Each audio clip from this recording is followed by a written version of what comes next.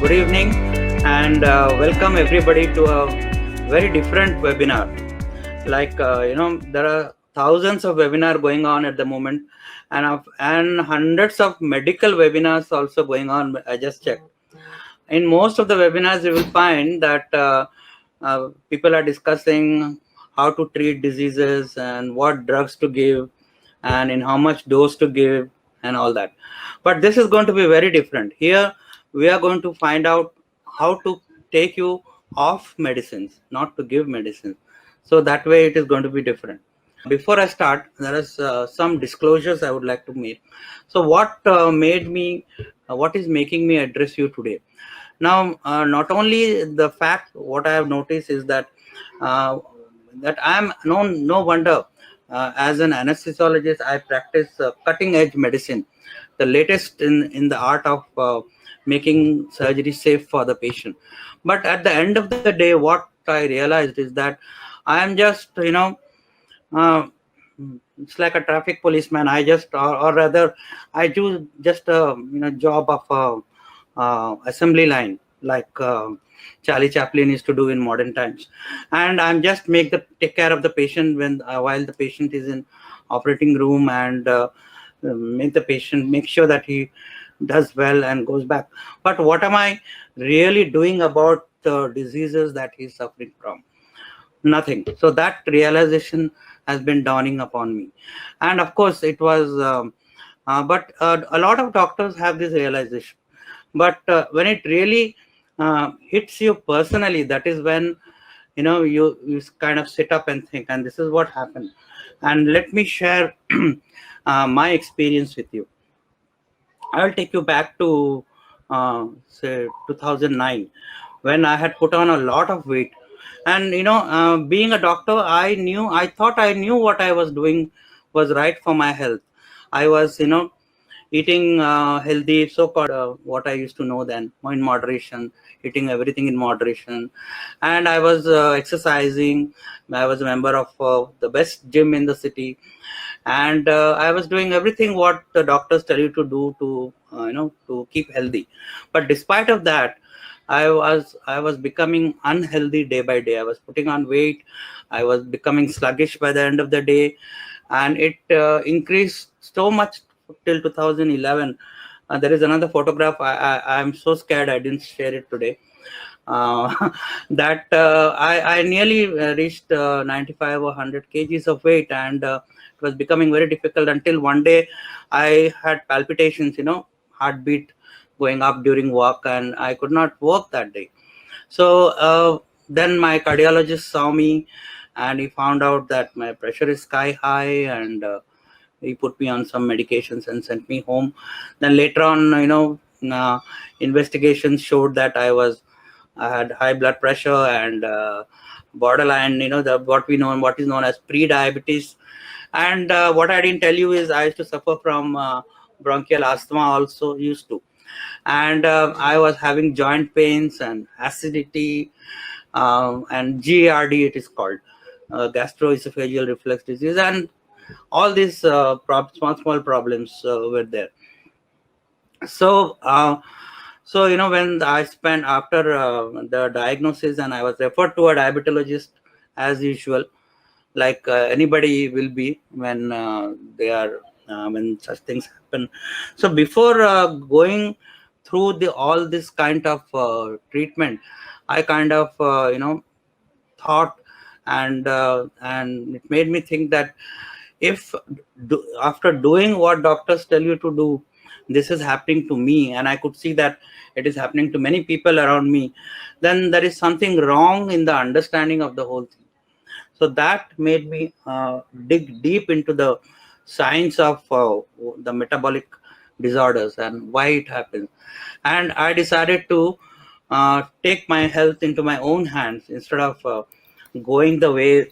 I have this peculiar habit of taking the path which is less traveled. So I took my health into my own hands, and not going the mainstream way.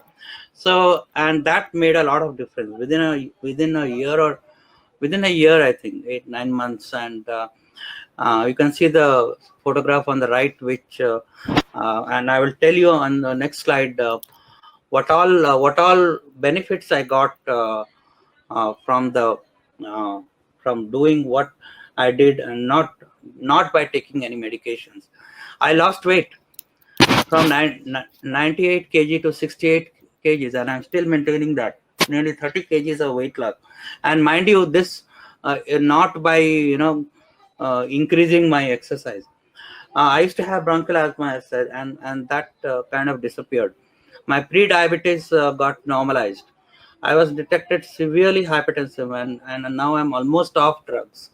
I used to have knee joint pains while going up the stairs, all while I love to run up the stairs, and those things are gone, and I'm fit as I used to be when I was half my age. Hyperacidity has disappeared. My waist size, 10 inches off, and I'm still maintaining.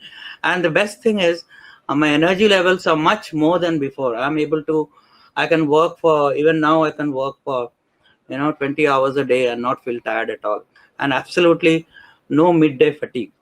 And about food, yes, I'll come to this later, but food doesn't, dictate my moods throughout the day. I eat just once a day, and the thought of food never interferes. I can be much more productive and much more focused because I'm fasting the whole day. So coming back to my disclosures, so all this my personal experience, and that led me to dig into the science which I'm going to share today. And basically, this is what many doctors all over the world have discovered. Not quite a handful of them are there now, and some of them have felt what I felt, that the mainstream practice is not really helping the patients. And but I'm also listed as a low carb doctor, low carb specialist, a diet doctor, and a lifestyle coach for chronic diseases in these two international organizations, from where I do consult once in a while, but I do not get any financial benefits from there. So that is my disclosure. Now, the next thing I would like to tell you is that certain disclaimers. It is very important for everyone, especially those who are not doctors here, to understand that these webinars are for only informational purpose. I have experience and a knowledge which I would like to share with you. This is um, designed to make you informed decisions about your own health. But mind you, having said that, this is not intended to serve as a substitute for professional medical advice.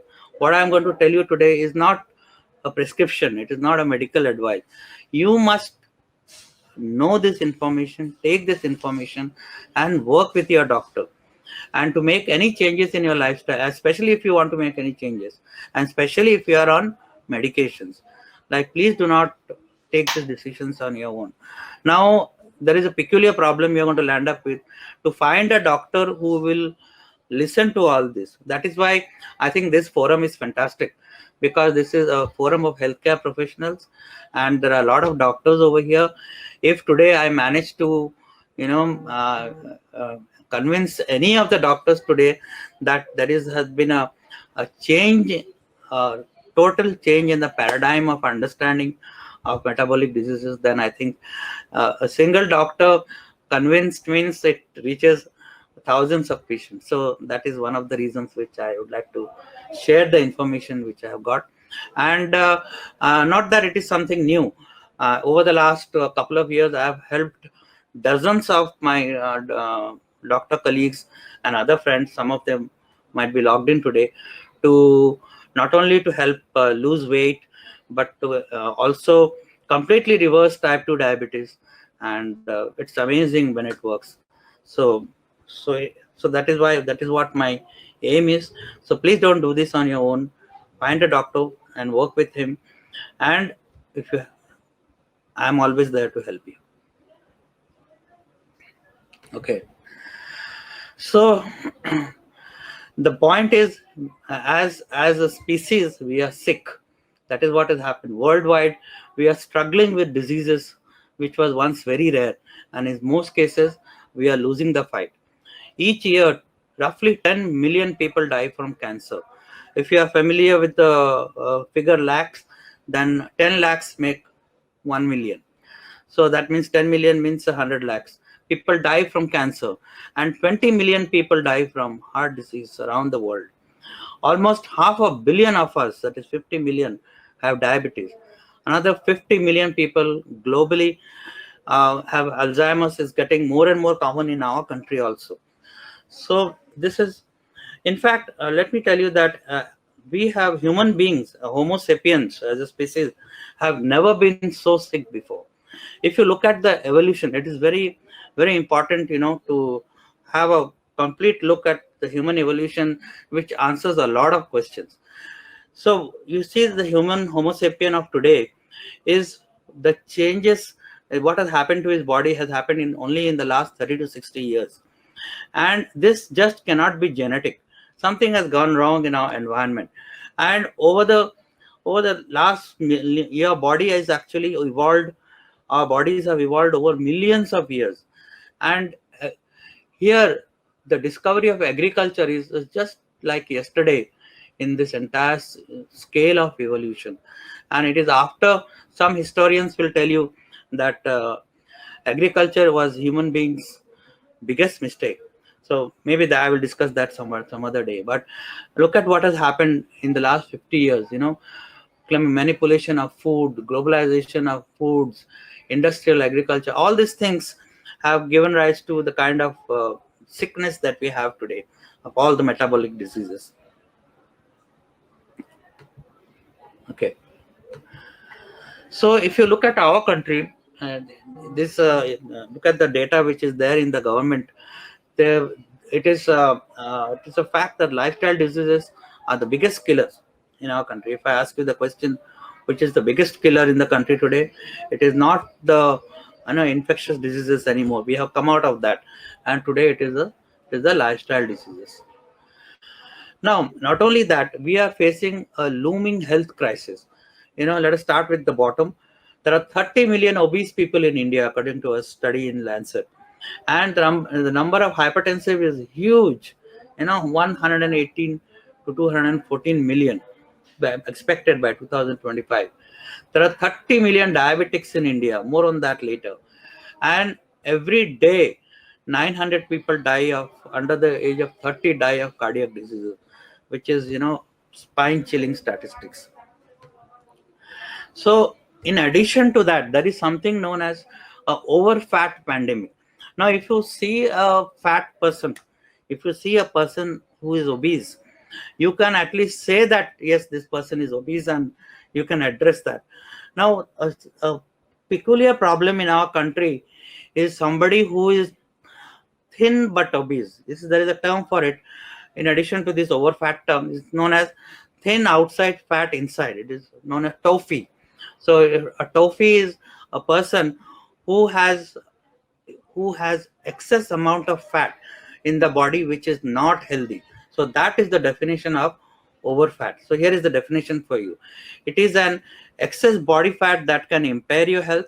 This condition can occur in not only those who are overweight and obese, but also in normal weight and non-obese individuals, often due to excess abdominal.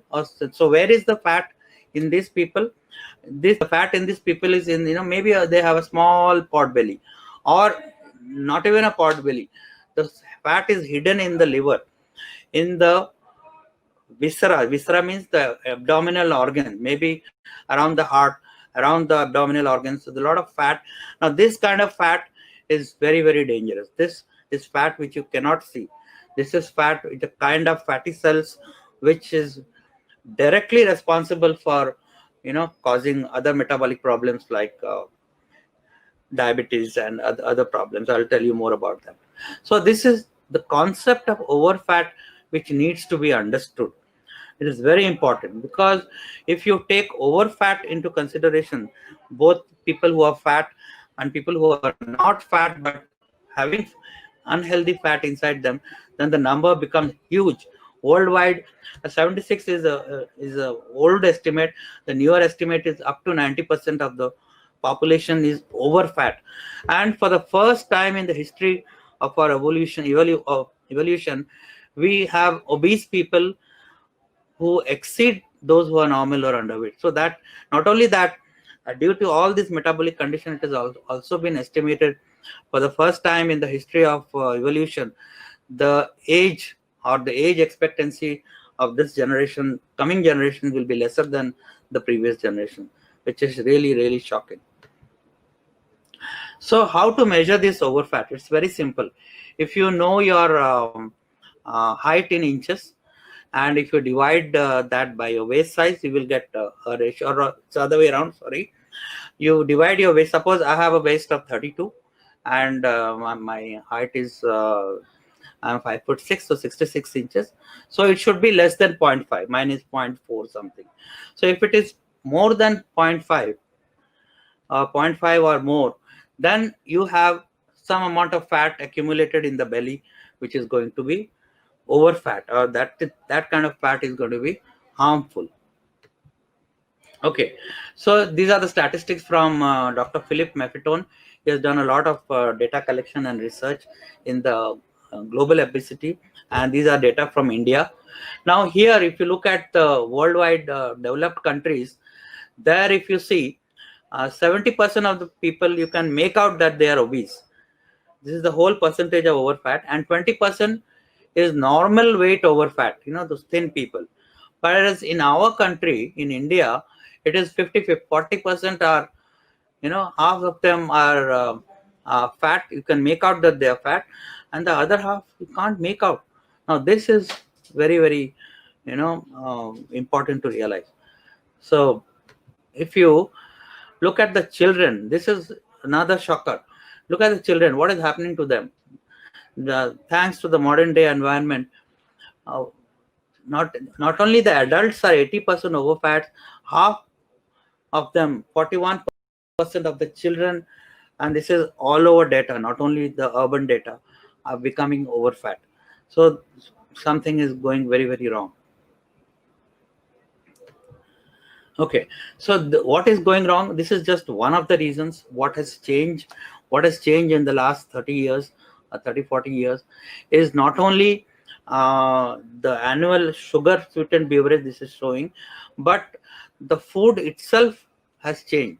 Not only what we eat, the number of times we eat has gone up, and even the rice, the wheat that we eat today are genetically modified. It has got a much higher glycemic index. So for all these and various other reasons, this has led to this kind of a pandemic. Now, this is a very important study which was done by ICMR and IJMR, and they published in IJMR, and they found out that the fat, healthy fats in the Indian diet is very, very less. Now, fats are very essential. That I will also tell you. And so the Indian diet is mainly vegetarian for most people in the country. And what has happened here, that and they are relatively low in fat. The main sources of fats in our food is plant origin rather than animal origin. So this results in a diet which is relatively low saturated fat and high in this is high in PUFA, poly unsaturated fatty acid, and very low in omega-3. So actually, if you look at it from at the surface, it goes according to the recommendations that should have a low fat diet, and your fat should be of a plant origin. And but what has happened is this low fat also kind of in coordinates in the 80s and 90s. What happened was a low fat diet was prescribed by advocated by the American Heart Association, American guidelines, and we all followed that, not only in America, but it had its effect in India too. So what happens, fat was discouraged, and what the fat which we started, if you remember, in the late 80s and 90s, we all switched over to white vegetable oils. So although this appears to be a good dietary composition, the undeniable increase in obesity, diabetes, and cardiovascular diseases in India begs for an explanation. So in this context, this article actually kind of opens the debate again on fat intake in Indian diets. And so where have things gone wrong? And they have found out that there are two serious considerations um, to be taken under consideration, that we many do not get enough of good fats in the diet. And the composition of an Indian diet unfortunately has all the components that lead to a deleterious plasma lipid profile. Like, we have high carbohydrate and we have low fats, and especially the poor, and we consume low saturated fats, which is high in, this is linoleic acid, and which is inflammatory. So, and that has led to a rapid increase in the incidence of obesity despite of a lower fat and saturated fat intake. So this is what has these things have to be kept in mind, because the figures speak for themselves, despite of the fact that the Indian diet is considered to be a healthy diet, but things have gone wrong. Not only and this is reflected in the data of which you get about the heart disease and the other diseases. So look at this once again. And more than 60% of all deaths in India are attributable to lifestyle diseases. Every 12th Indian, mind you, is a diabetic. Every 7th Indian is a pre-diabetic. This overfat, I already told you. And cancer, my God, cancer is also related. Everyone thinks cancer is due to the genes, but it is something more. Genes may be there, but there is something which triggers the genes. This something, there is a science behind it which is known as epigenetics. We'll talk about it someday. But the thing is, there are so many cancer patients. Have you noticed that even 7-8 years back, or even 5 years back, now almost every other household has a cancer patient, which is very, very alarming. So with that, I come to the first poll question. So what do you think, which do you think of the following is a major cause of the lifestyle diseases? If I ask you to choose only one, is it because of physical inactivity, lack of exercise, or smoking, or alcohol, or poor diet? This is directly from a study which was published in Lancet, that poor diet is a major contributor, of diseases caused globally, and the cause of ill health is other. Physical activity is one of the least. So poor diet is maximum. So this is very, very important to keep in mind. So globally, a poor diet is responsible for more diseases and death than the lack of physical activity, smoking, and alcohol combined together. So this was a study done, in the US, which took the factors of metabolic syndrome into consideration, like waist circumference, blood pressure, HDL, triglycerides, and glucose. And this is what measured metabolic health. And they found that only 12% of the entire population is metabolically healthy. So this is present in both in Western countries and our country. So this is the real pandemic, affecting 80 to 90% of the population. So, but surprisingly, if nutrition is so important as the poll you answered, the people who are not medical doctors over here will be very surprised to know that nutrition is never a subject in our curriculum when we train as a doctor. In fact, this was taken from an American journal, and they found that very, very few lessons are taken of nutrition, and in our country it is even lesser. I don't remember a single proper class in nutrition other than a class on vitamins, which vitamin causes what deficiency. So this actually they have concluded that this lack of respect of science of nutrition this is what has created a national health disaster. So what has happened? So what has gone wrong in nutritional science?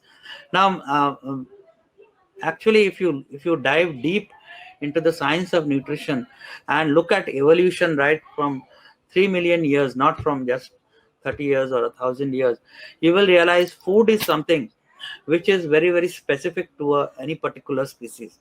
That is how they evolve. Now, what we are, it's a lot of static sound. What we are eating today is completely has gone against what Homo sapiens are supposed to eat as a species. We have what is known as a Stone Age body, a very old body as far as the genes are concerned. Millions, the genetic change takes thousands of years, thousands and thousands of years, not what has happened over the last 50 years or 100 years. And so we have taken a Stone Age body and we are giving it a space age diet. And oh, by the way, that is the name of a book. That is why I scored it, by Dr. Ann Shalders. It's a wonderful book which you can go through. And a lot of misconceptions have occurred about diet and nutrition. So I will take a brief poll again. So this is poll question number 2. Breakfast is the most important. Get up in the morning and have a hearty breakfast. Everybody will tell you. Your doctors, your nutritionists, the advice which goes around from even from everyone. 56% says yes, and 43% says no. Okay, I mean, not the most. That is amazing. Maybe they have caught on with what I am going to say. I'll go to the next poll. Eating saturated fats is bad for the heart. Yes or no? 63% says no, and 35% says yes. Okay, that's excellent. That's excellent. My job is half done already. Okay, question number 4. You need to eat multiple meals throughout the day to boost your metabolism. 70% says no. Okay, fantastic. Okay. To lose weight, you must eat less and exercise more. So maximum people says no. 60% says no, and 40% says yes. Yeah, here it is a bit close because people still believe that to lose weight, you must eat less and exercise more. But let me tell you that exercise has got tons of benefits. It has got fantastic benefits, but weight loss is not one of them, because you cannot outrun or out exercise a bad diet. Diet has to be set right before exercise can work on you. Okay, so yes, you need to exercise, no doubt about it, but it is not the answer for weight loss. If had been the answer, then you wouldn't have found thousands of obese people struggling with their weight in the gym year after year, and not losing weight. So that is not the answer. The answer is, you must have heard a very common saying that six packs are not made in the gym but in the kitchen. So okay, so that is about the polling, and I'm very happy to see that most of the audience are on the right track. So what I was trying to tell you, that there are many misconceptions about nutritional science, and there are more. I'm not going to go into the details today, but I would like to dispel these misconceptions one by one in my weekly podcast. So what has happened is, because of this misunderstanding and misconceptions about nutrition and nutritional science, the obesity has gone up, not only all over the world but also in our countries, Asian countries. This is WHO data. And not only that, in our all over the world, this is what is happening. Look at obesity, look at diabetes, look at heart disease, and look at the sugar consumption, and this has just gone up and up and up. So as if there is a mass murderer out there, somebody who is killing our population, and we have to find out who that person is.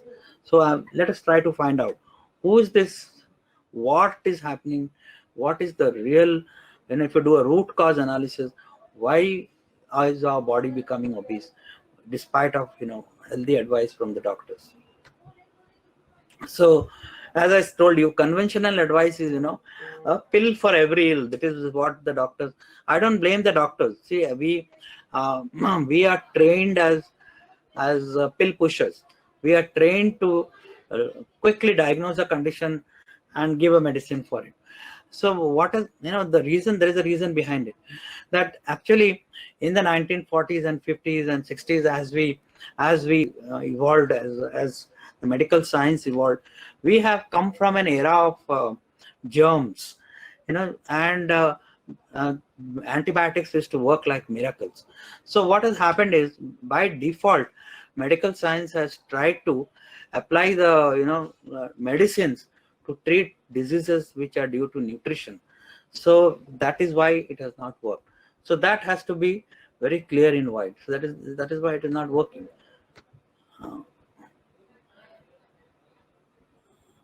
Okay.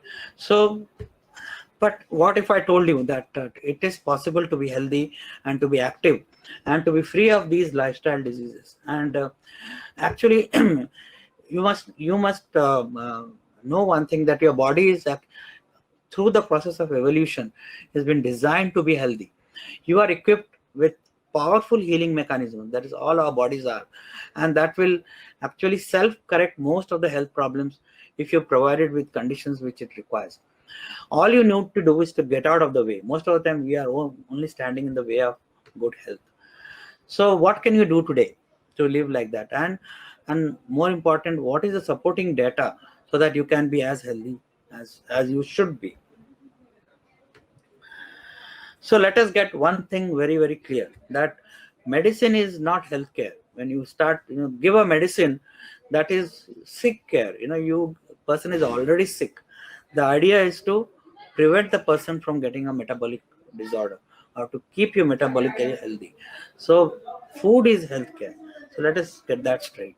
Okay. And this is the eternal quotation from Hippocrates, who said, "Let food be thy medicine." So this is what is happening. Is we are this is the same thing which I told you. Most doctors' knowledge of nutrition is rudimentary. So most feel comfortable with drugs other than food. Then food is medicine has not been a concept, despite of Hippocrates telling us very, very long back. So, yeah, let us start with a little bit of basics. Why do we eat? So, we eat because our body needs certain macronutrients and certain micronutrients. So, what are the macronutrients? Basically, proteins, fats, and carbohydrates. And we need some micronutrients, vitamins, and minerals, but we're not going to talk about that. We're going to talk about the big ones. So, if you kind of look at this graph very, very closely, and realize that there are some essential fats and essential proteins.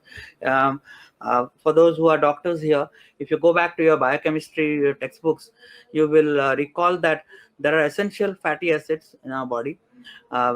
We need essential fatty acids, which means these are the fatty acids which our body cannot manufacture. We need to take it from an extraneous source. There are essential amino acids, so we need to take this from outside source, because our body doesn't manufacture, so we need this to build our bodies. But there are no essential carbohydrates. So this is comes as a surprise to us, because we are looking at what the kind of food that we all eat.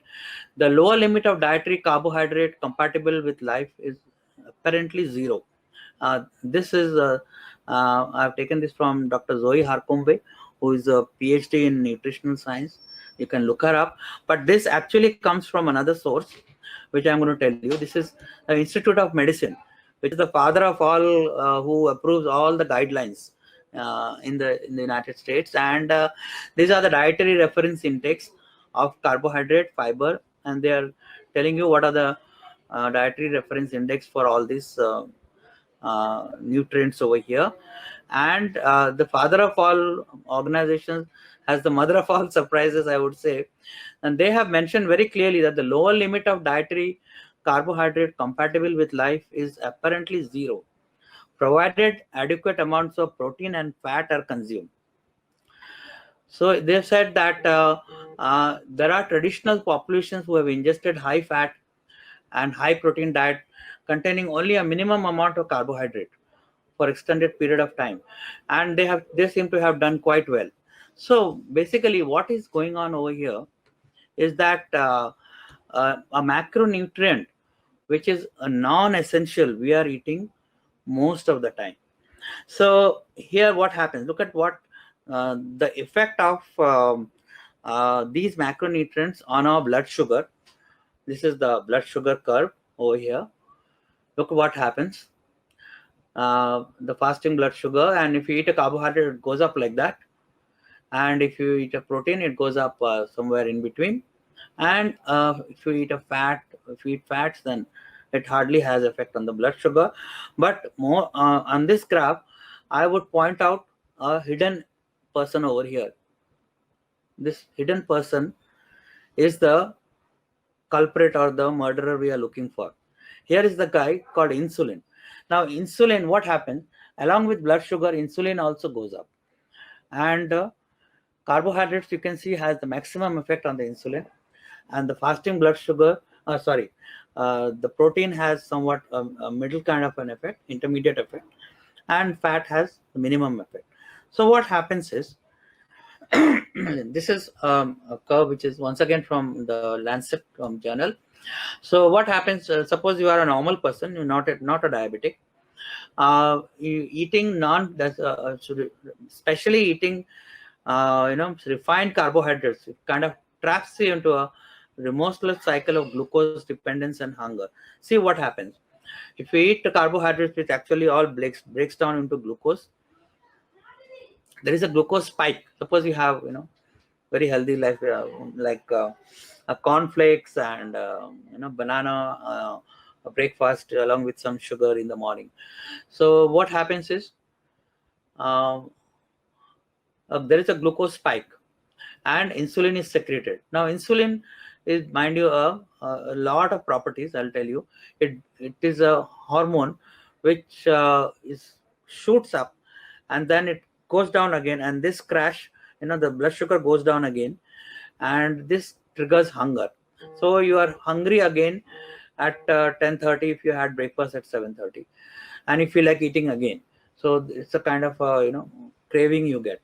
And this blocks, the insulin also blocks fat breakdown, it blocks fat burning, and it stimulates fat cell storage. This is the property of insulin, because it is we call it an anabolic hormone.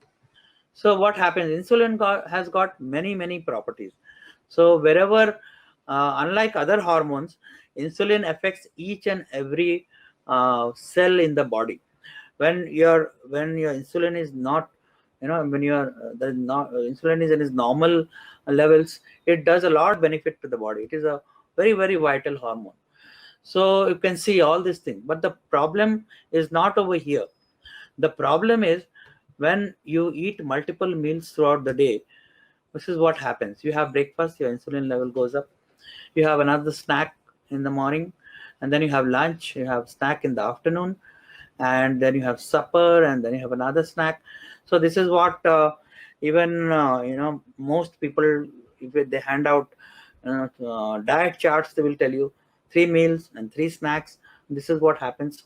This is what is happening to your insulin levels, and this chronically raised insulin levels leads to what is known as hyperinsulinemia and insulin resistance. So what happens, you eat a lot of carbohydrates, which is the maximum culprit. Now carbohydrates is something which has got the tolerance level of which varies from person to person. For a person, this could be a genetic variation, a variation according to different parts of the world. Different kind of people have different kind of response to carbohydrates.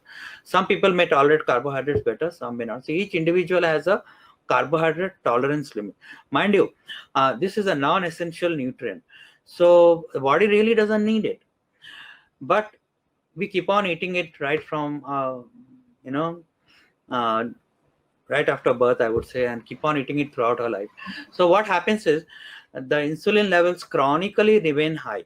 So if it chronically remains high, that itself leads to an hyperinsulinemia, and like any other antibiotic which causes resistance, insulin itself, the cells become less responsive to it, and this leads to a condition known as insulin resistance.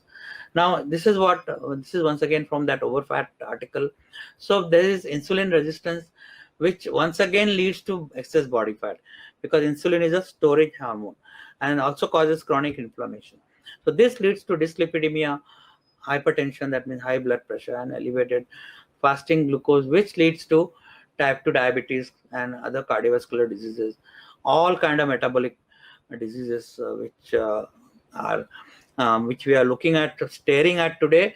There is the culprit, chronic hyperinsulinemia. And so what happens, I will tell you the mechanism of one disease today, which is so common. So when you are, say, 25 years old, you are fine and healthy, you go for a checkup, your blood glucose is normal, your HbA1c, which the doctors do, is normal, and you are declared to be fine, you are not a diabetic. But what no one measures is the serum insulin level. So here you have been eating multiple times throughout the day, and you're eating high carbohydrates, a typical kind of a fast life that we lead. We work throughout the night, we eat junk food, we eat cokes, pizza, and all kind of processed food, and our insulin could be sky high even at the age of 25, but we don't realize it. So what happens is, this may goes on for years, not only years, this may go on for decades, until your pancreas fails to keep up with the manufacturing of insulin enough to keep the blood sugar down. That is when diabetes is kind of pre-diabetes or diabetes is diagnosed. So by the time already your insulin has been very, very high. So the problem is, we have been looking at the wrong graph. We have been looking at the wrong parameter. We have been looking at glucose all the time. So this glucose centric view, when I tell you about the history of diabetes later on, how the science of diabetes evolved, then you will know that it has been a predominantly a glucose centric view. Means we are looking at it only from the angle of glucose, and that is why we have completely missed the elephant in the room. So that is what causes diabetes one fine day, and then you diagnose. So gradually, not that is only one disease. So gradually, what is becoming like a picture which was out of focus, you turn the lens and it comes in focus, is that of all the chronic diseases that we come across, we come across diabetes, come across high blood pressure, come across heart disorders, and we give medicines for each and every one of those diseases. So what if all these were branches of one tree, and there is one root cause, a unifying theory of a chronic disease? So what would that look like? Instead of giving medicines for small different medicine for different all these diseases, you can just have to, this is just one more slide of how diabetes evolves. I'll just skip this. So not only diabetes, all these other diseases are due to insulin resistance. Just to emphasize, cancer, circulatory disorders like GI diseases, endocrine disorders, nervous system diseases, skeletal osteoporosis, urinary diseases, all these have one cause, and that is insulin resistance. So this is how it would look like. I have borrowed this slide from Professor Benjamin Bickman, whose book was released just 4 days back, Why We Get Sick, and he is an insulin scientist. And what a wonderful book he has written. You can go through it. So this is what it would look. These used to be known as the, once again quoting him, the plagues of prosperity, but no longer. Now the data which is coming in is showing that it is not only the prosperous people, but all kind of population samples are suffering from insulin resistance. Whether the economic status does not really matter. So this is the culprit. Now, so if that is the culprit, so the scientists are coming to a conclusion that the process of healing virtually every major metabolic disorder, from cancer to diabetes to heart disease, has as its core the same basic approach. optimize your diet to improve your insulin sensitivity and bring down the insulin resistance. So in fact, this is so important that it is a fact that your lifespan and also your health span, more important than lifespan is your health span.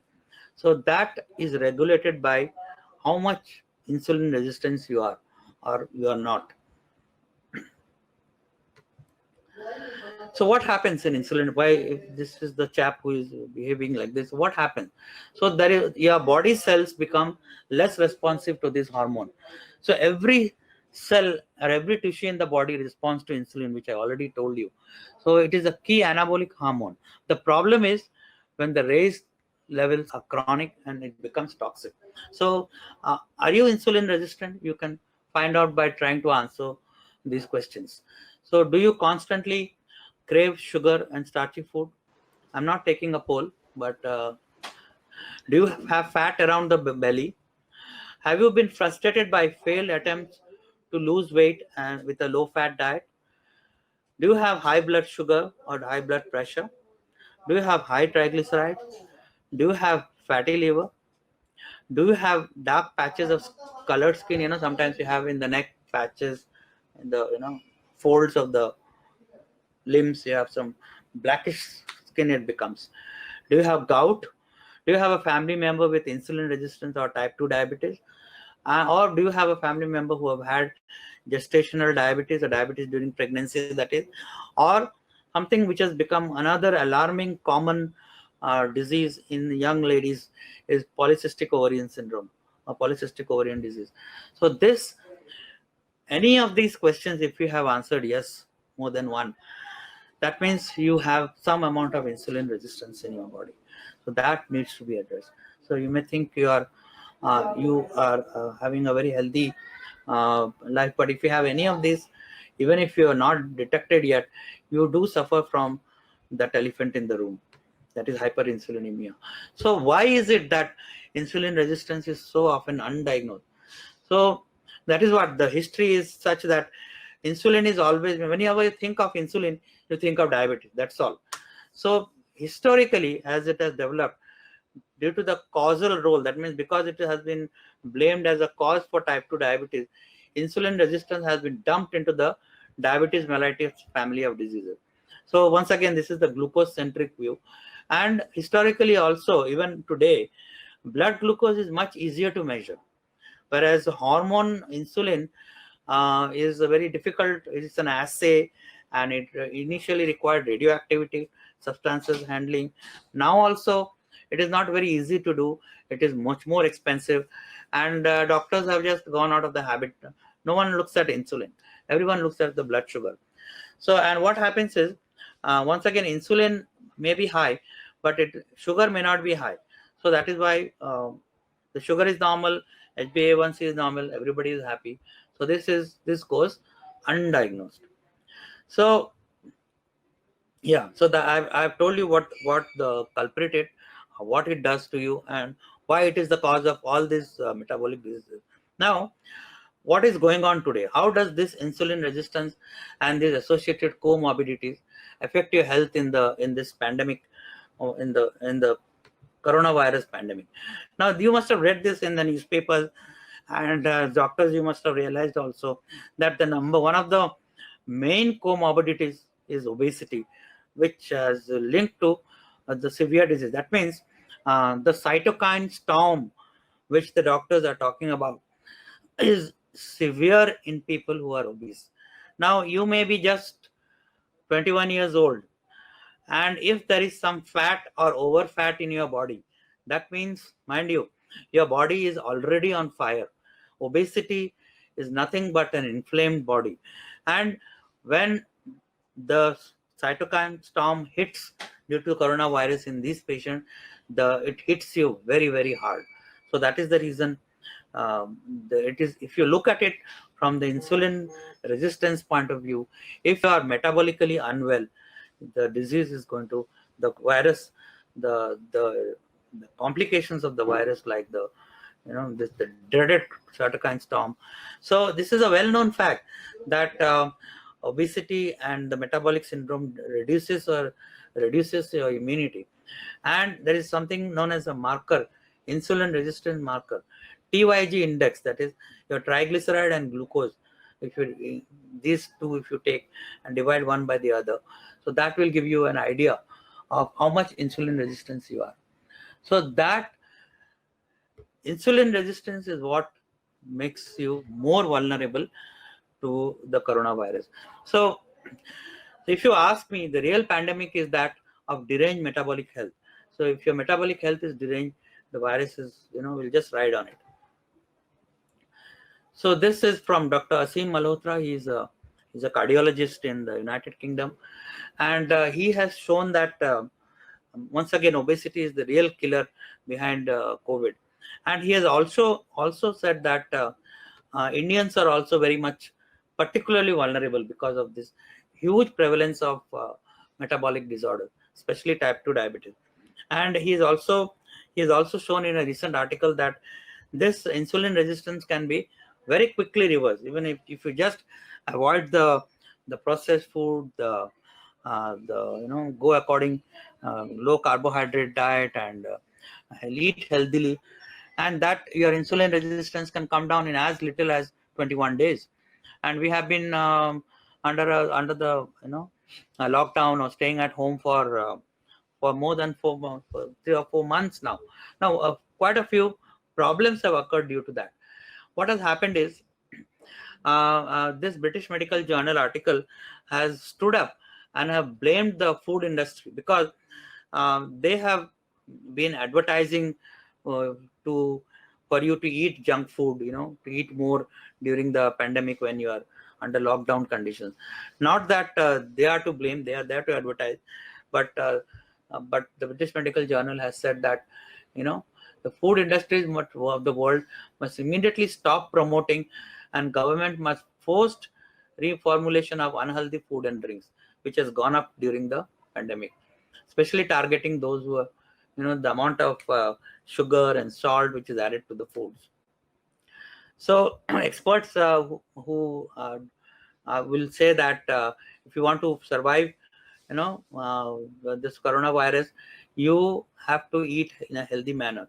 And if you have been eating the kind of food which is shown in the picture, then it has only increased your insulin resistance, and that you're going to land up in real problems. So that if you have instead of becoming healthier during the lockdown period, if you have just taken it as a holiday and eaten a lot of junk food, then if you are more vulnerable to the virus, one, and if the virus hits you, you're going to behave very the complications will be much more. So if you this to quite an extent explains the unpredictable behavior, because no one is looking at how metabolically unwell you are. So a person who is 92 years old may be metabolically well, and person of 21-year-old may be very sick. So that is the issue. If you have to wear that uh, vision of metabolic health. So a lot of publications have come out that which has linked that diet could be the key to the severity of the syndrome. So, and this particular article also says that the most significant factor is the what determines blood sugar levels and which causes hyperinsulinemia is the consumption of dietary carbohydrate, that is the refined carbs, starches, and the simple sugar. Starches, mind you, are just sugar molecules joining hands. They usually break down into simple sugars. So once again the inflammatory role, a similar article on nutritional status plays a very important role in the mitigation of the COVID-19 complications. I just showed you this article is a low carb strategy to tell you that about a lady known Nina Tychols, who is one of the very few medical journalists. She is a investigator of medical science, and along with another author called Gary Taubes, they have kind of detailed out in their respective books where nutritional science have gone wrong. So excellent authors, Nina Tychols and Gary Taubes. You must go through them. Okay, so this is a Chinese study, and they have also shown, in a graphical abstract, they called it, how diabetes control of diabetes is so very important. If diabetes is out of control, you're not going to make it. Diabetes is well controlled, yes, there are chances that you can make it. Your survival is very, very high. So once again, so I would come back to this slide, and this is what I'm going to base my future webinars on, and I'm going to talk about all these conditions, I would say, which is caused by one particular factor, and see how it affects, and how just giving a medication is not the answer, but treating it with nutritional science, just by reversing insulin resistance, so many conditions can be taken into control. So it is time, we are going to learn about taking action. So as far as eating better is concerned, you can start right now, right from your dinner onwards. So please remember that insulin resistance is something which can not only be reversed, it can be reversed quickly. So you should stay informed about it. Collect all this information and talk to your doctor. Maybe he will listen to you. Doctors are very busy people. It takes, and not only that, it takes a very, very long time for any change to occur in medical science. For example, uh, it has been 5 years. 2015, the American Heart Association declared that cholesterol is no longer a nutrient of concern. That means cholesterol does not cause heart disease. But has it translated into your doctor telling you so? You are still afraid of eating the yellow of the eggs. So it takes a very long time for any practice to change. And mind you, we have gone through 40 years, more than 40 years of misconception. So it will take a very long time to reverse this condition. This glucose centric view which I told you, controlling the blood glucose is not the answer. It's just like giving a paracetamol for fever.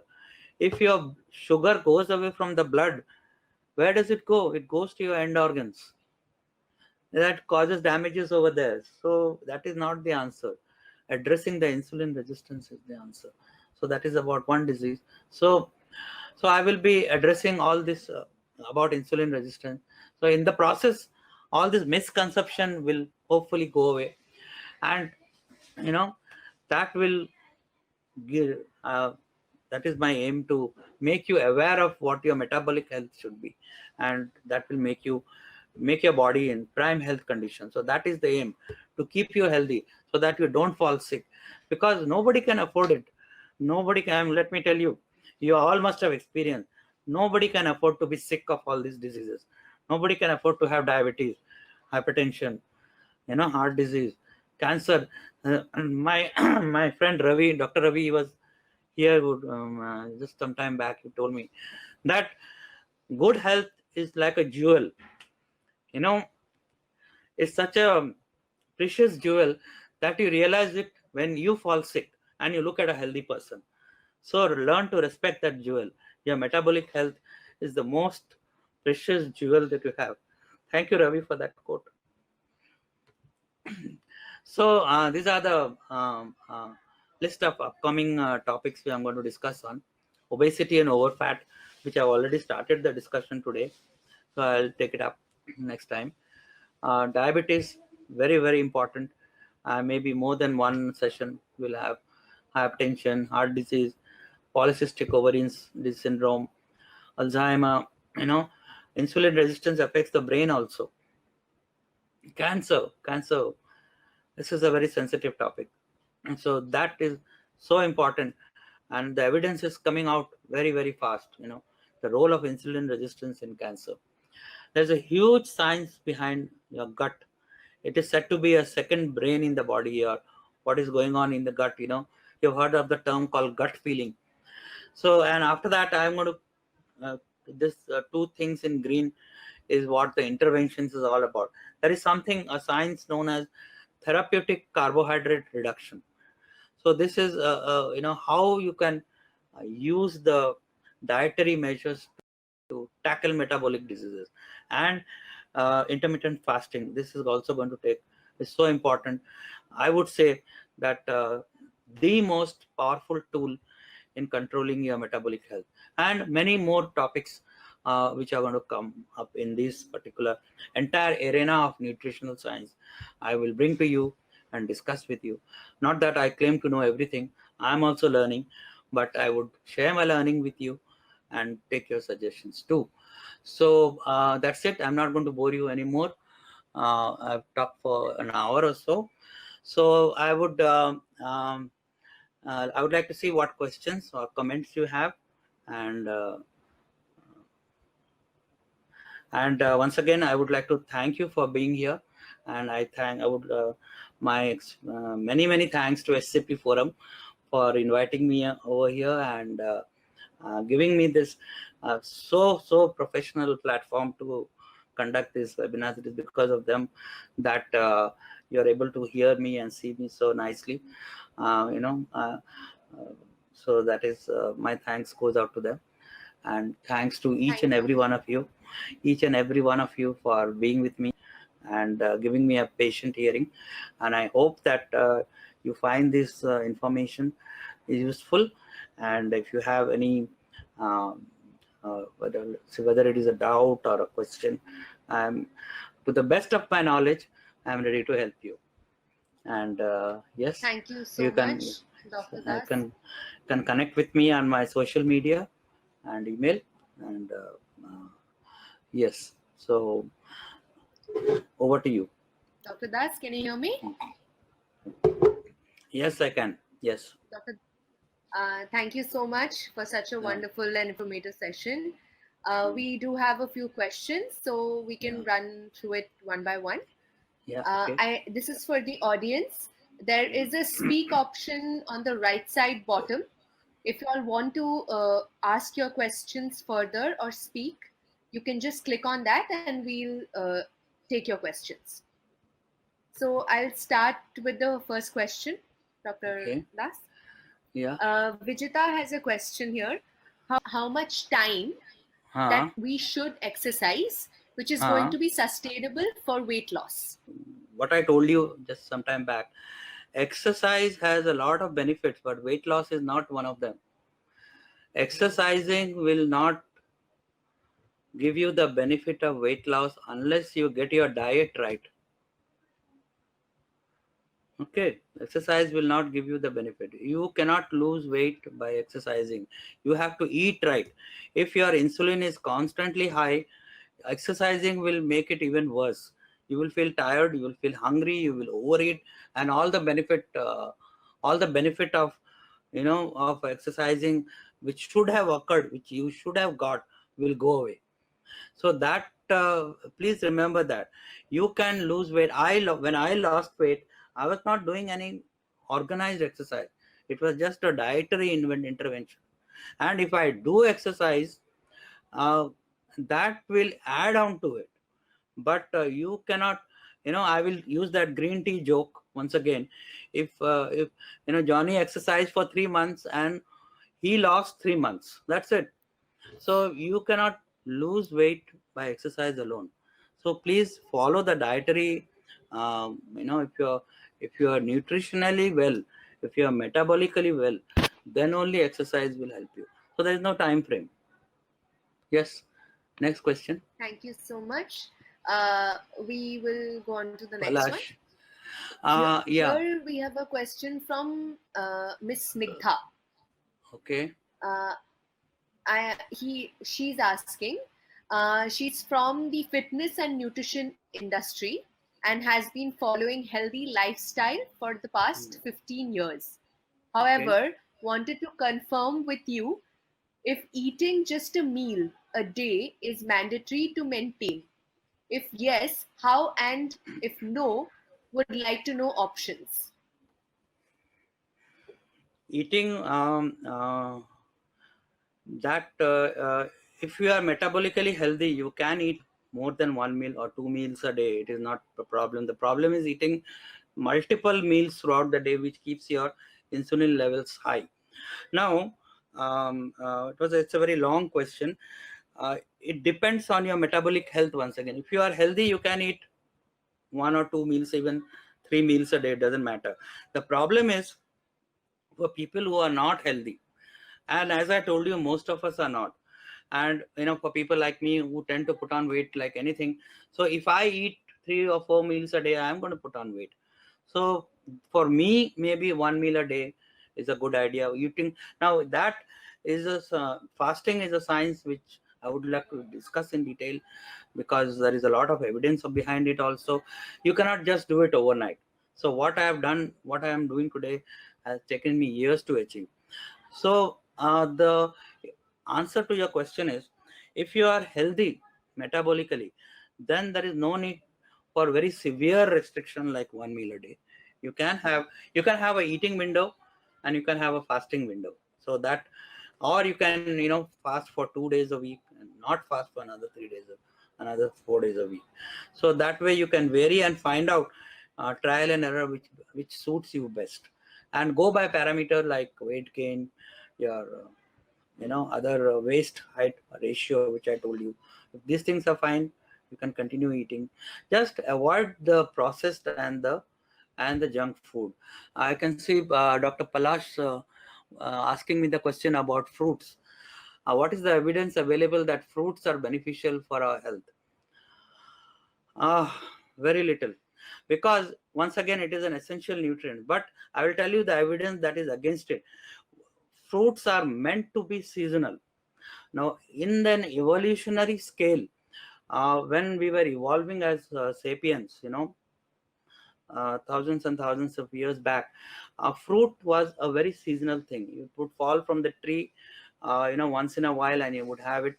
You would eat it just before winter, and because winter, may not get any food, so it was very, very, very seasonal, very, very temporary, and we had that gorging instinct, which the historians will tell you, that is there. But the fruit of today, mind you, is just like a sugar ball. It is genetically modified. It is available 24 into 7 into 365, and the most dangerous form of the fruit is the fruit juice. Now, it is a very good advice that you should eat your fruit as fruit only, not as fruit juice. You may think that having a glass of orange juice made at home every day in the morning is very healthy. But mind you, it is not. Each glass of orange juice takes about 10 to 12 oranges to make, good healthy glass. And the amount of fructose in it is mind-boggling. Your just pancreas cannot handle it every day, day after day, day after day. And the problem with fructose, as compared to sucrose, table sugar, is fructose or the glucose can be metabolized by all the cells in the body, but fructose is metabolized only in the liver. So it goes to the liver and causes resistance over there, and fat accumulates over there.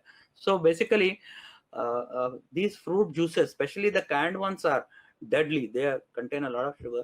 Even if you have fruit juice at home, that also loads on to the liver and causes that is a direct cause of a fatty liver, which is so very common, and that causes insulin resistance. So that is the problem with fruits. Okay, anything? Thank you, sir.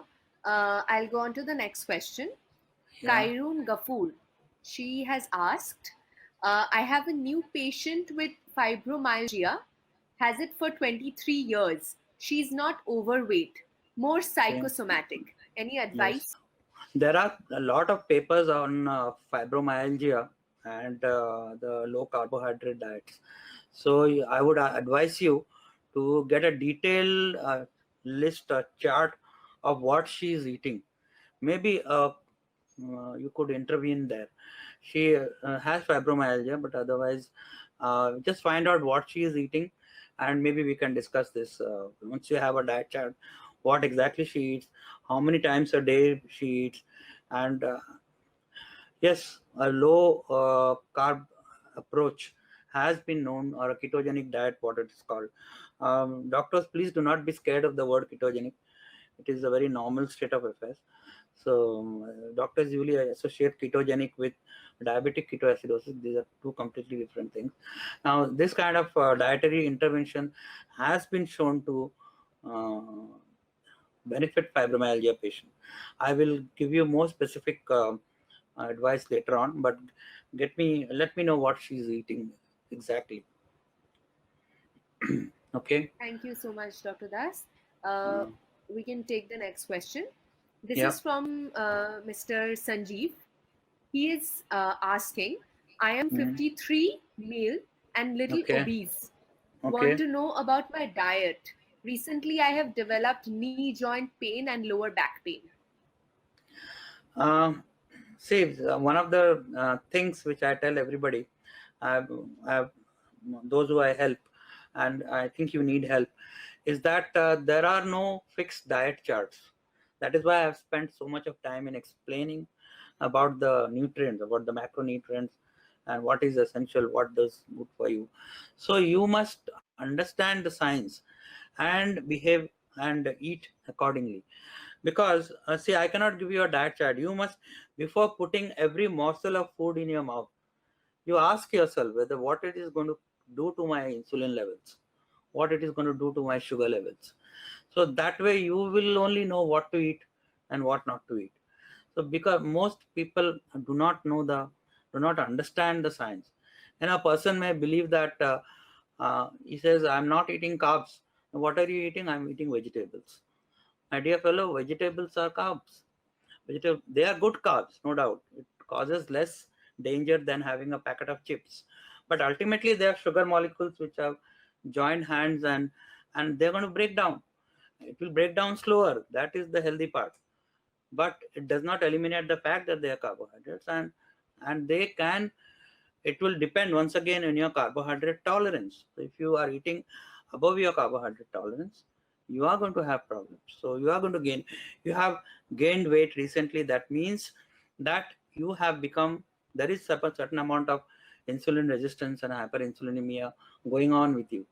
So that can be reversed, the way method which I told you. So just find out what you are eating, eliminate all the junk food, and eliminate all the uh, processed carbohydrates first, and then increase the amount of healthy saturated fat in your diet. That will help you to lose weight and to reverse your metabolic syndrome. Okay, so next question. Thank you, Dr. Das. Yes. Uh, Here, Mr. Devashish Mohanta, Yeah. Okay. he is asking for a list of low carb vegetables. uh, Any advice? yeah, all green vegetables which grow above the ground, so they are very very low carb. So all this, what you call the green leafy vegetable. Mr. Mohanta, what is his name? Sabji, Devashish. Devashish Mahanta, Shak Shobji as you call it in Bengali, and all these green vegetables, that is low carb. Yes, that definitely you can eat a little bit of, even a strict ketogenic diet. You can eat up to 10-20% of your food as vegetables. And you want to know what I do? I take a small bowl of vegetables and put some butter or ghee on it, so that increases my saturated fat content. So butter or ghee is very nutrient dense, a lot of calories, so that increases my saturated fat percentage in my diet, and that also uh, causes satiety. So see, there is another thing, talking of satiety, very interesting, I will tell you, is that suppose talking about ghee and butter, suppose I give you a container of ghee and tell you how many teaspoons you can take. So you can take one, two, or because I'm challenging you, you can take three. But then after that, you don't feel like eating, you stop, right? Why? Because there is a feedback mechanism working. So this feedback mechanism exists in you. So fats are very satiating, saturated fats, which are naturally occurring. Now, if I give you pure protein to eat, you know, uh, cheese or meat or fish or whatever, or eggs, the ideal protein. So that also, after some time, you will say that, okay, I can't take anymore. But If I give you a packet of chips, or if I give you just refined rice to eat, you will stop eating when only when you feel physically full. So what is important to realize here is that there is no feedback mechanism for carbohydrates or glucose in the brain. So you keep on eating more than what the body needs, and you don't know when to stop. And when there is insulin resistance, the hormone which tells you to stop eating, the satiety, is leptin resistance also. So that causes a double whammy problem. So you keep on eating. So this is the problem. I hope that has answered your question. Thank you so much, Dr. Das. We have Next. another question here from Yeah. Dr. Povitru Mulik. Yeah, I After a think I know few him. months or Yeah. after a few months or a year, the weight comes to a plateau. Should we Ah. allow to remain there or can try to lower it further, and how? Yeah, actually, body gets used to whatever you're doing. If you have reached a plateau, means where have you reached a plateau? Is it healthy for you? If you are achieved your ideal weight, if you have ideal waist height ratio, then fine. Otherwise, if you have come down from 85 kg to 75 kg and reached the plateau, it is not enough. So if you are not at a healthy weight, you must take further steps to bring the a dietary intervention, or introduce the most powerful tool, as I told you, intermittent fasting, to bring down the weight further. So that has to be done in a scientific way, and with the help of somebody who knows the science. Especially if you are along with that heavy weight, if you have already developed a condition and you are taking medicines for it, you must be very carefully guided through this. Yeah, so that is the plateau, and you need to bring it down if it is not healthy. Okay. Uh, Thank you, sir. We have another question uh, from Dr. Anuradha Das. Yeah. I Good evening, doctor. I have a polycystic ovary. How will I Mhm. maintain my diet? It's so common nowadays. The polycystic ovarian syndrome is one of the only diseases where hyperinsulinemia and insulin resistance has been implicated as a direct cause. This even the mainstream medicine admits. I told you how to bring down the insulin resistance. The same intervention. So you have to. I'm sure you must analyze what you are eating. Get rid of all junk food first. Find out how many times a day you are eating. You must take all the measures that I have been telling you about how to bring down the uh, food in your item which raises your sugar and insulin in one line. But let me tell you another thing. I'm going to address this problem in a completely special session. Polycystic ovarian syndrome is so common now and can be treated so well just by dietary intervention. All these hormonal tablets are totally unnecessary. So there is your answer. Next question. Uh, Sir, I think Mr. Vinod wants to speak. Mr. Mr. Vinod, can you hear me? Mr. Yeah, yeah. Vinod. Hi. Hi, Tanmoy. Can you Yeah, hear me? Oh, Dr. Vinod Kaneria, Ah, Mumbai. Yeah, yeah, yeah. Dr. Vinod. Yeah, that's I've been routed to you on two mobiles. I have two webinars going on. The other one is cardiology, one is yours Hmm. was a very interesting session, and I Okay. agree with most of your these Okay. things, most of your talk points. But Okay. when you take a very low carb diet and only protein and uh, fat diet, and you are eating once a day, you said. Yeah. So, are you promoting intermittent fasting? I'm not promoting it as such. If necessary, I do it. I do it myself. Yeah. So, intermittent fasting has been known to have these benefits. Now, another Yeah. statement, what you talked about, I am a cardiologist, you know very well. Oh, oh So, yes. I mean, all your insulin resistance is very, very important for diabetes development or a Yes. control of diabetes. That's very, very important. And Yes. very nice of you to point it out to the audience. But Yes. as far as the cholesterol is concerned, Of course, there are two lobbies, pro-cholesterol and anti-cholesterol. So, I mean, I have a view there as a cardiologist because I have seen non-diabetic patients with hypercholesteremia and a problem of heart disease and all those things, right? Yes. That is Yes. the Yes. atherosclerotic CVD, Yes. ASCVD, what we call it. Okay. Yes. So, what Yes. will you advise their diet as? That is, you will take more The fat same. rather than. So once again, Vinod, Hmm. what your approach has been a very glucose centric approach. No, no, Diabetes no. may be Patient is not diabetic. that's what I'm So I'm telling not you. worried about glucose. No, your approach is towards is like a patient is not diabetic. Here diabetes is not the issue. The issue is insulin resistance. So I'm going to have a full session on cardiology about what causes heart disease. So I want to meet you then. Before that, let me answer your question is saying that even the cholesterol is a very vague thing, total cholesterol. I think as a cardiologist, let us be specific and talk about LDL, right? So you are very much concerned. The cardiologists nowadays believe that LDL causes heart disease. That's So let me, am I right? That is what cardiologists tell you. The because when you put the block in the heart under a microscope, what you see is a LDL molecules over there. So LDL must be causing heart disease.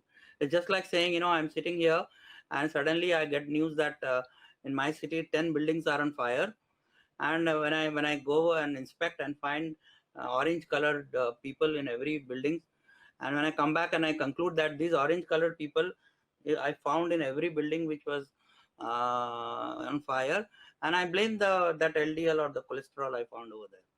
So that is what cholesterol and LDL has been found in the site of crime, but that doesn't make it the murderer. What the real culprit is somewhere else. So let me give you a hint. I will discuss it further when I do the cardiology session. LDL cannot be analyzed in separately from the no, no, insulin resistance. Tanmoy. Let us not go into those Uh, details because I think there is a combined yeah, audience here. There is yeah. a So let combined us we'll audience discuss it here. later. Okay, we'll discuss it later. But Okay. LDL has been very important from the cardiologist's point of view. So, I mean, you have to ask the people to take, healthy fats. See, Yeah, we as I a told cardiologist also, every right, right, every the time healthy I fats. mention Because, every time I mention. the Tharman. I saw a 22-year-old guy who is a New York student, doing his master's there, eating in McDonald's, all this fat, which is a bad fat, as you know. That yeah, And of and course, I do and agree with he you. comes with a chest pain and may come with a heart attack also. So he is not diabetic, let me tell you that. He has gained weight and he may That end up with a heart attack. that oil which is taking, those vegetable oils Yeah. are bad enough. They are direct inflammatory agents. Right, Direct. right, right. Okay. So, what, when you talk about I LDL, I think mean, don't, yeah. Okay, we'll uh, talk about it later. yeah, I think I answered your question. yes, Thanks, thank Vinod, you. for joining in. Yeah. Yep. That was a lovely lecture. Yeah. Thank you. Thank you. Good to see you so lean and mean. Okay. Anyone else? Thank you, Dr. Vinod. Yes, sir. We have the next question from Ms. Anjana Parekh. I think you have partially answered this question. I am a vegetarian. Kindly guide me with your diet. I am morbidly obese. How to avail your guidance? Yeah, I get this question a lot. Let me tell you that don't be disheartened. It is possible to tackle your condition, I would say, but this will require much more effort on your part. Since you are vegetarian, I would say fasting would play a much bigger role in your therapy than the nutrient dense foods, because you have to, since you are a vegetarian, you have to consume a lot of vegetables uh, to make up for the nutrient. You may need a bit of supplementation. There are certain micronutrients which body does not make, uh, and they are not available in vegetables. That is one aspect. Other aspect is the amount of the other tool which I talked about, intermittent fasting, but that is uh, very difficult to begin with. But you have to train your body to do it. I will be talking more about it, but don't lose hope. It is possible to reverse your, I will not say obesity, I will say metabolic, disorder, and it is, you can keep hope, and it is possible. Yes. Thank you, sir. Mm. We have another question from Yeah. Dr. Jyoti Pachisia.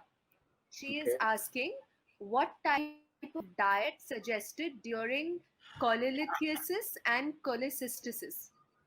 Yeah. Um, Now, once again, coli is gallbladder, right? So, what the gallbladder stores? It stores bile, and it is an organ in the body which is dedicated to fat. So, it kind of, the bile which comes out, dissolves the deals with the fat. So, what happens?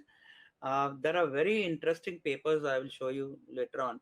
Scientific papers are already there which has shown that if you have a low fat diet, which has been the advocated for so many years, low fat diet is one of the most common causes of gallbladder stones. Because what happens, the gallbladder is supposed to contract with every meal and deal with the fat, and you are not eating fat. So what happens? The gallbladder does not contract, and you kind of there is stasis in the gallbladder, and that gives rise to different kind of gallstone. So if you have already developed it, well, it is very difficult to reverse it. Maybe you can avoid further damage by eating, increasing more of your healthy saturated fat in your diet.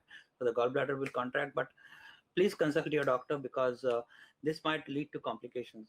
Suddenly, if there are stones in the gallbladder and you increase your fat and it starts contracting your stones, you may have pain. So this is one thing I think we should consult your surgeon and do.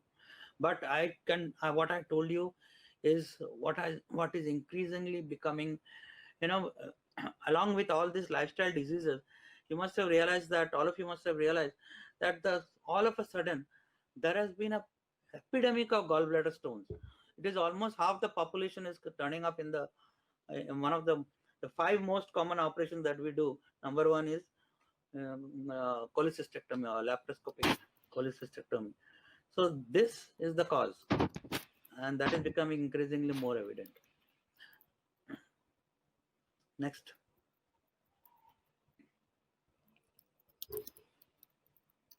Thank you, sir.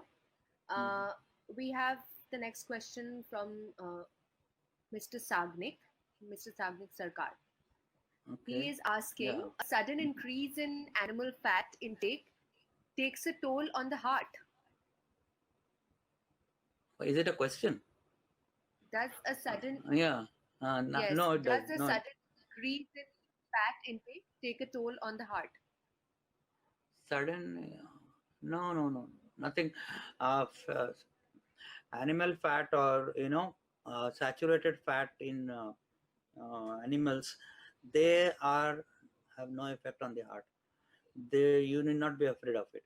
What I would like to know what he means by sudden increase. Means he was not eating, and now he has started eating. So I don't think that should be an issue. No, fat is kind of regulates itself. You cannot eat a lot of saturated fat. As I told you, there is a feedback mechanism working. So, and another one thing which is very interesting to note, that in nature, whether it is meat, whether it is animal food, uh, or I think in most of the time animal food, fat and protein, they come together. The meat comes with a little fat, but the carbohydrate doesn't come along with this package. So I think that is there's a message out there. So to answer your question more specifically, animal fat does not take toll on the heart. Okay, next question. Thank you, sir. There are two questions which I'll just collate it. They're Okay. similar. Okay. Miss Tripti is asking, can a diabetic patient have mangoes? And Miss Abra is asking, does milk, especially cow's milk, lead to weight gain? Okay. Two very interesting questions. The first one is mangoes and diabetes. Uh, yes, mangoes is one of the the king of all fruit. Who doesn't love a mango? But if you are insulin resistant, if you are diabetic, it will shoot up your blood sugar, mind you, and that might cause problems. So all endocrinologists will tell you not to eat mangoes at least in the mango season, or if you if you have eaten a mango, I would say instead of taking more medicines, you give it a much more, if you period of fasting to get over it. That will go to your liver and let the liver deal with it. Give it some more time. So if you were having mango at dinner, one mango, I would say, which is too much actually. You don't have breakfast the next day. Wait till the body, the liver recovers, and have straight away give it a 16-18 hour gap. So once in a while you can have, but yes, it will cause the liver, or it will cause your blood sugars to rise. What was the second question? That was Uh, about mango. The other one? does milk lead to weight gain? Does Okay. milk lead to weight gain? Yeah, Cow's milk. it's cow's milk, right? Have you heard of lactose intolerance? It is fairly common in a very huge size of our population. Now, let me tell you, the milk is also quite a bit insulinogenic if you classify it as a thing. Milk contains milk proteins and other items which can cause your insulin to rise. So, the science of nutrition, as you would have it today, milk is not a very good health food as such, but the milk products like butter, like ghee, like cheese, they are much more healthier, because by the time the the items or the products in the milk which causes your insulin to rise, that has been filtered away. So I would not advise anyone to drink milk. It can cause weight gain, yes. It is insulinogenic, so that means if it causes your insulin to rise, it can cause weight gain. Okay. Thank you, sir. What the next question is, which kind of saturated fat a hypertensive patient can have? uh there is no separate Or there is a one. yeah. Sorry, sir. uh, Tell me. One more related question: what Hmm. protein and fat vegetarians should have for weight loss? uh, well, that is a full diet question. What proteins you can have? Milk based proteins you can have. Actually, the uh, I will give you a list later on, but vegetables do have amino acids in them, so do have the grains and the pulses. But the problem with vegetables is it is not very nutrient dense. So this is a peculiar problem in a country like ours, where many people are vegetarians. But what has been seen that your body tolerates up to a certain age, but the protein intake is needed. We need a lot of proteins as we grow older and older. Up to 1.2 to 1.7 milligram per kg. So that is not met by most diets, whether it is vegetarian, even non-vegetarian diets in our country. They eat very little protein. So I would not. I don't know how to answer this question. Actually, most of us do not eat well as far as protein is concerned. So we need to increase our protein. And how much more vegetables can you eat? How much more? You need to go fully saturated fat kind of uh, vegetables. They don't exist.